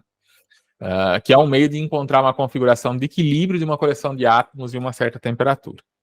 O recozimento simulado, ele tem as ideias retiradas da termodinâmica estatística, que é um campo da física que faz predições teóricas sobre o comportamento de sistemas macroscópicos, como os líquidos e sólidos e tal, com base nas leis que governam os átomos que os compõem, tá? Então, aqui o objetivo, né? Levar o material ao seu ground state, a um estado de mínima energia, em que ele vai formar uma estrutura cristalina. Então, você tem vários metais que formam cristais, né? Que se apresentam, às vezes, na natureza como cristais. O galho aqui é um caso de metal que forma grandes cristais. Quartzo, né? Cristal de quartzo. Aqui, cristal de quartzo também. E aqui um exemplo, né? Do que seria um metal recozido e um metal endurecido, né? O endurecido, você não consegue, ele não é muito maleável. Enquanto que um metal recozido, ele tem essa certa maleabilidade aí. Mas, assim, o mais importante aqui do nosso ponto de vista de inspiração é que é essa ideia de você esquentar, quer dizer, você esquenta, eleva a temperatura derreter o metal, de forma que os átomos possam se mover livremente, né? Até você chegar naquele ponto, né, em que ele começa a se liquefazer, né? E aí a temperatura do sistema derretido vai sendo lentamente diminuída para que a cada nova temperatura os átomos vão se movimentando para adotar uma orientação que é mais estável, né? Então, assim, vai fazendo aquela estrutura de cristal. Então, assim, você não pode, para isso funcionar, você tem que fazer isso devagar, porque é para dar tempo dos átomos se reorganizar. Se você joga água lá, né, faz aquele resfriamento rápido, isso não vai acontecer, ele vai ficar quebradiço, ele não vai ficar bom. Então, o segredo é fazer essa diminuição devagar. E se a temperatura for, então, diminuída suficientemente devagar, os átomos vão repousar na orientação que é mais estável e vai produzir, então, o cristal, tá? Então, no caso da simulação, o que equivale cada coisa aí do sistema físico real no sistema simulado? O estado do sistema físico vai equivaler a uma possível solução do problema, tá? Desculpa, deixa eu ver, bismuto também, né, que forma cristal. Eu não vi antes, né, vi agora aqui no chat. A energia do sistema vai ser medida pela função de ação. No sistema físico, o objetivo é encontrar uma configuração de mínima energia. O estado de equilíbrio vai equivaler a um ótimo local. E o estado de mínima energia, que é o ground state, é o ótimo global. E a temperatura vai ser o parâmetro de controle. Então, o recozimento vai ser a busca reduzindo a temperatura. Tá? Então, aqui o nosso algoritmo. Seja X a atual configuração do sistema, X', a configuração de X depois desse pequeno deslocamento aleatório, que é igual lá no Hill Climb, né? Aquele peteleco, aquele pequeno deslocamento que você dá no X, e T a temperatura do sistema. A diferença agora, com relação ao Hill Climbing probabilístico, é que antes a gente tinha um T constante. Agora a gente tem um T que é a temperatura do sistema que vai começar alto e vai diminuindo. Então a gente vai ter uma função também G de T, vírgula T aqui, que é esse T de temperatura e o T de tempo, né? Que é responsável por reduzir o valor da temperatura. Então, geralmente, você vai usar um decremento geométrico, onde você vai ter T, que recebe um beta de T, onde o beta é um valor menor do que 1. Pouco menor do que 1, 0,9, 0,99. Né? A ideia é ir diminuindo a temperatura devagar, não pode pôr um beta muito pequeno.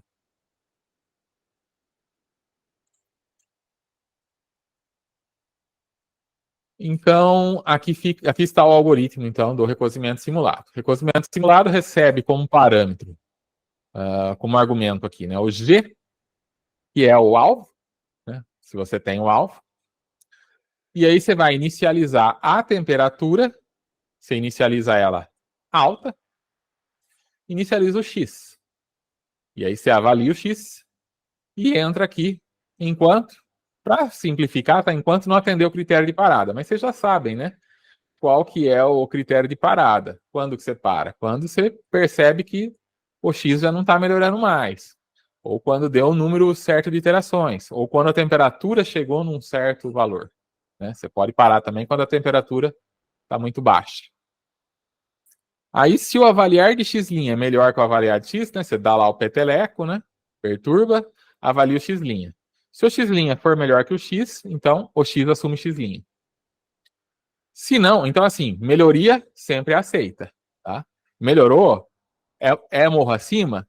Tá conseguindo uma resposta melhor? Aceita. E se for pior? Se for pior, aí entra nesse senão aqui. Aí você vai gerar um aleatório de 0 a 1, fechado em 0, aberto em 1, e vai ver se ele é menor que o exponencial do avaliar de x' menos o avaliar de x dividido pelo T, que é a temperatura. Tudo isso você tira o exponencial. Se for menor, você aceita esse x', mesmo ele sendo pior. O que isso na prática quer dizer? Então, se o x' é melhor que o x, esse exp de avaliar de x' menos avaliar de x dividido por t vai ser maior do que 1. Então, assim, uma melhoria sempre vai ser aceita. Na verdade, essa melhoria já está sendo aceita, já vai sendo aceita aqui, tá? X', esse x, se for melhoria, já aceito aqui. Mas mesmo que não tivesse esse c, tivesse só o senão, esse exp aqui já ia dar maior que 1. Então, sempre esse aleatório ia ser menor, né? Então, de qualquer forma, ia sempre aceitar uma melhoria. Agora, quando é uma piora, o que acontece? Essa equaçãozinha aqui vai dar um valor menor do que 1. Quanto menor do que 1 depende da temperatura, tá? Então, o que acontece? Uma temperatura alta vai dar um valor menor do que 1, mais próximo de 1. Então, provavelmente, esse aleatório vai ser menor do que 1, menor do que esse valor, e ele vai ser aceito. O x' vai ser aceito. Então, com a temperatura alta, significa que você está aceitando facilmente valores que pioram o seu x piores, né? X cuja avaliação seja pior. À medida que a temperatura vai baixando, né? Então, assim, com temperatura alta, os valores aqui tendem a 1 e vão ser todos aceitos. Com temperatura baixa, vai reduzindo esse valor aqui, cada vez vai ficando menor, então vai reduzindo a chance de aceitar. É claro que, como é aleatório, eventualmente o aleatório gera um zero aqui, e aí significa que vai aceitar mesmo um valor ruim com a temperatura baixa. Mas quanto mais baixa a temperatura, mais difícil é de você aceitar um x pior, né?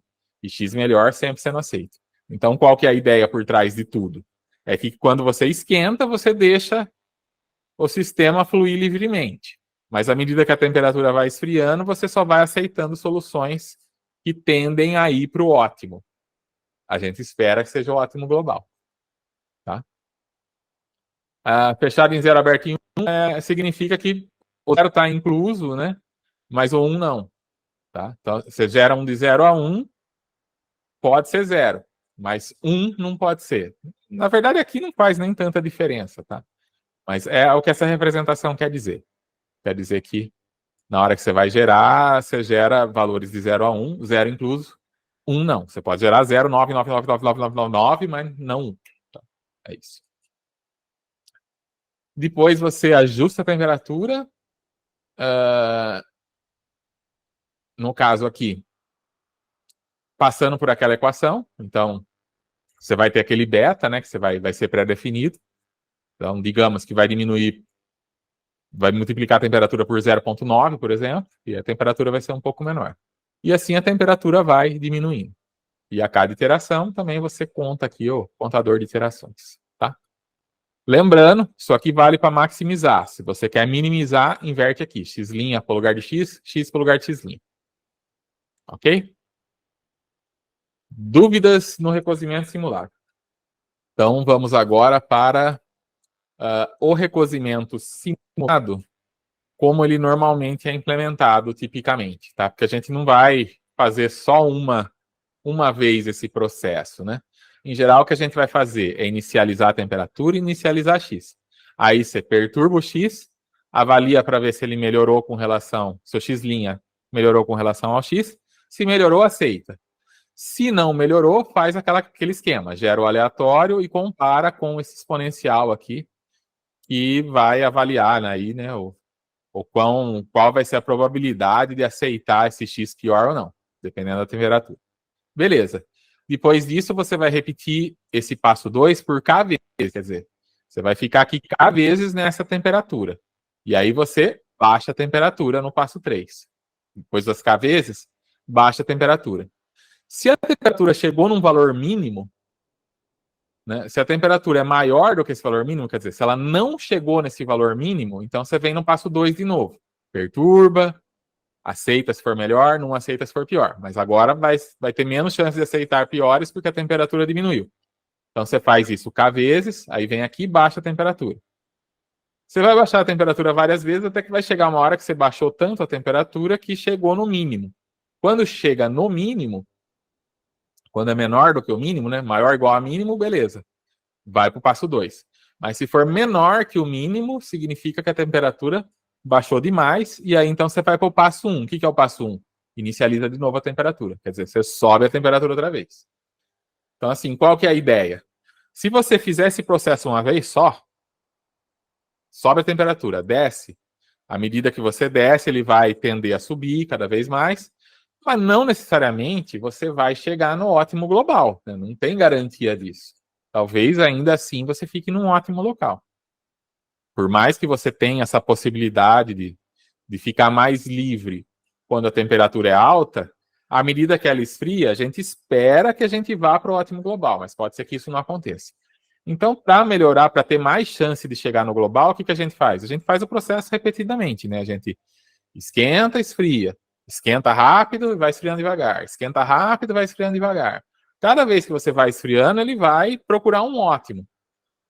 Pode ser ótimos diferentes, diferentes ótimos locais. E, eventualmente, um vai ser o global. Então, se você fizer esse processo um número suficiente de vezes, a esperança é de que, pelo menos uma das vezes, ele vai atingir o global. E como você está sempre guardando o seu melhor resultado, né, o seu X melhor, então, aqui você está inicializando de novo, né? Mas é claro que antes de inicializar de novo, é sempre bom você guardar, não está aqui no algoritmo, né? Mas a dica é essa, né? Guarda lá o seu melhor valor de X, porque depois você pega o melhor X de todas as execuções, né? E é isso. Né? Então, essa fica sendo a implementação típica de um reconhecimento simulado. Lembrando que isso aqui vale para maximizar, né? Se for para minimizar, aí você tem que inverter os termos aqui. Dúvidas aqui, então, nesse outro algoritmo?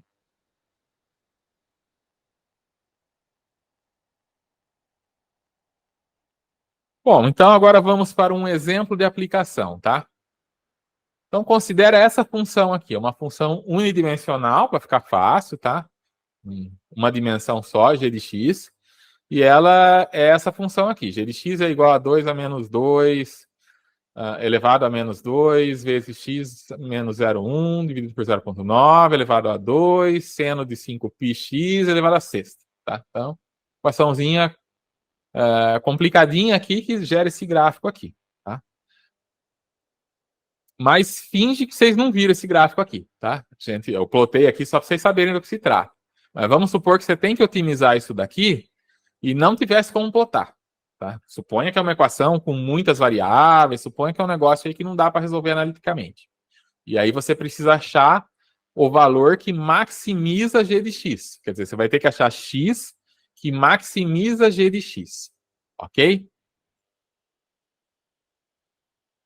Deixa eu voltar aqui na pergunta do Gil. A condição de parada ou como que encerra?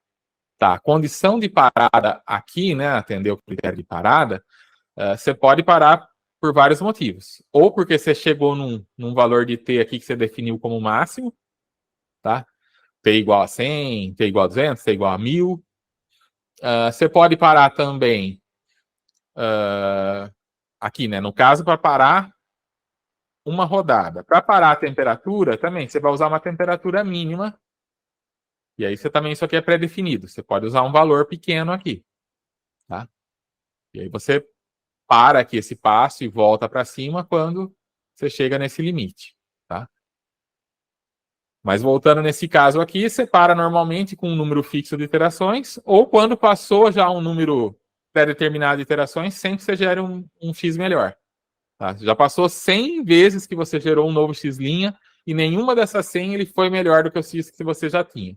Então é um bom sinal de que aquele x que você já obteve é o melhor. E, bom, pode ser que se com 100 não deu, mas com 200 fosse dar. Mas a gente calcula um número razoável, né? A gente espera, tipo, 100 vezes, 200 vezes, e se não melhorou, falo, bom, vou parar por aqui.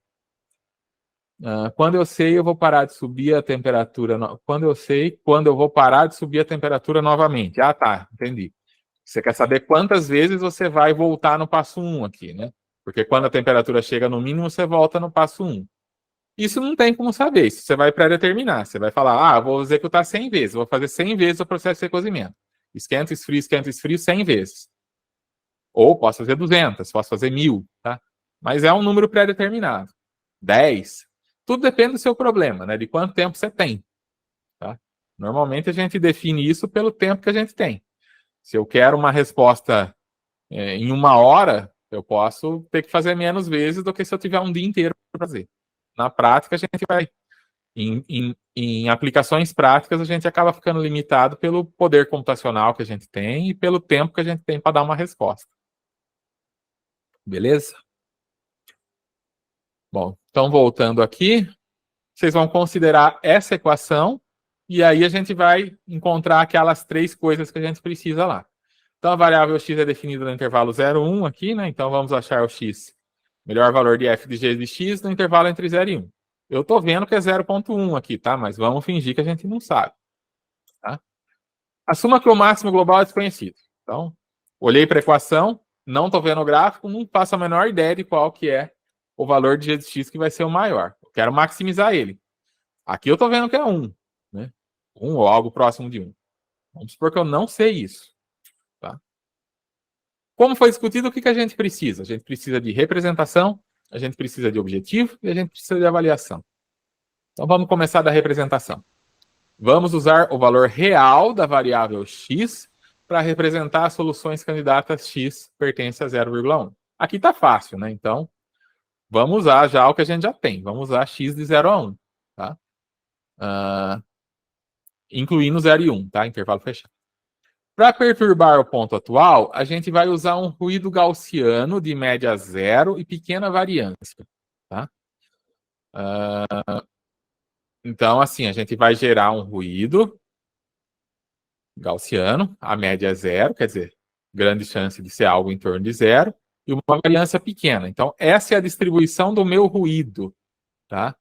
Então, assim, no caso aqui, eu gerei com variância 0,03, se não me engano. E ele vai, então, com pequena chance de gerar algo no limite de menos 0,1 a 0,1 e com mais chances de gerar o próximo de zero. Tá? Dá para usar uma distribuição uniforme em vez de gaussiana? Dá. Mas, assim, com gaussiano tende a funcionar melhor. Por isso que a gente recomenda o gaussiano. Tá?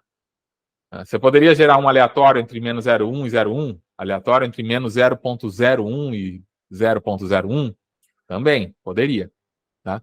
O ideal é que, se você tem um intervalo de 0 a 1, não vai me gerar um aleatório de 0 a 1, porque daí vira uma busca aleatória. Né? Você vai em qualquer ponto a hora que você quiser. O ideal é você usar um número pequeno com relação ao seu intervalo. Né? Então, 0,01 ou 0,001, vocês podem testar. Tá?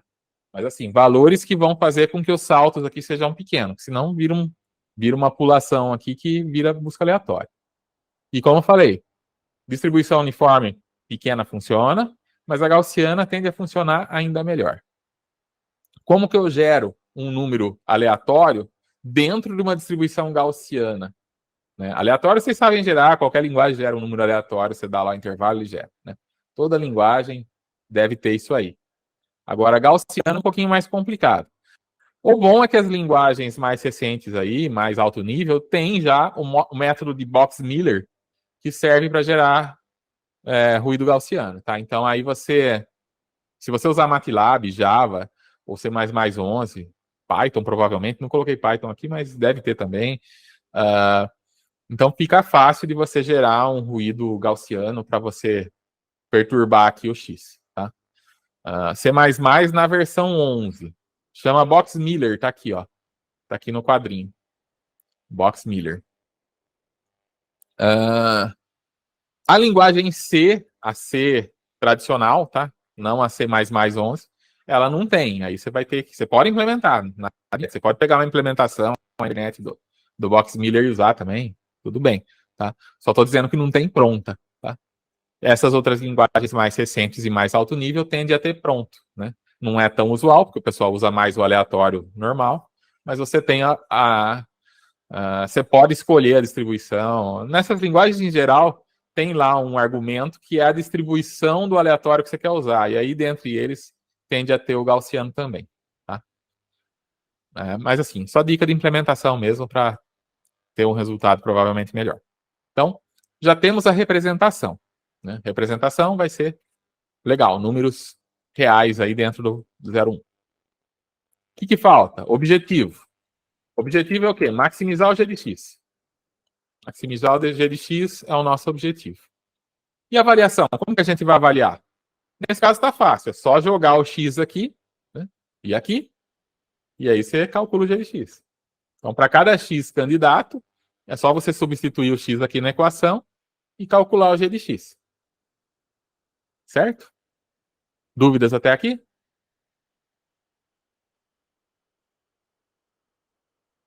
Beleza. Então, agora só faltam os exercícios, tá? Então, esses exercícios, vocês já podem começar ele, tá? Não precisa entregar nada para mim hoje. Na verdade, eu quero que vocês guardem essas implementações e resultados, porque vocês vão usar eles no projeto, no trabalho 1. Quando a gente vê depois os algoritmos genéticos, aí no trabalho 1 vocês vão comparar esses resultados com os que vocês obtiveram com os algoritmos genéticos. Tá? Então, para hoje, vocês não vão entregar nada, mas vocês já podem começar a implementação, porque com certeza vão surgir algumas dúvidas. Eu vou ficar aqui para poder responder para vocês. Tá? Então, a primeira questão é implementar os vários tipos de algoritmos de subida da colina. Pode começar com a subida da colina mais simples, né? E depois vocês vão partindo para os outros aí, de recozimento simulado, subida da colina iterativo, do probabilístico e do recozimento simulado. A ideia, então, é aplicar esses métodos para resolver esse exemplo aqui, tá? Você vai usar um esquema de representação para a solução candidata, que é a variável x, pode usar esse esquema que eu já propus, e vai comparar o desempenho desses algoritmos e tirar suas conclusões. Então, você pode comparar o subida da colina com o recozimento simulado, o subida da colina simples com o iterativo, e ver o que né, qual que vai ter sucesso mais vezes. Você pode executar várias vezes e ver quantas vezes ele vai ter sucesso, por exemplo. E ver o tempo também, né? O tempo também é interessante. Então, você pode concluir que tem um método que 90% das vezes ele acha o máximo global. 10% não.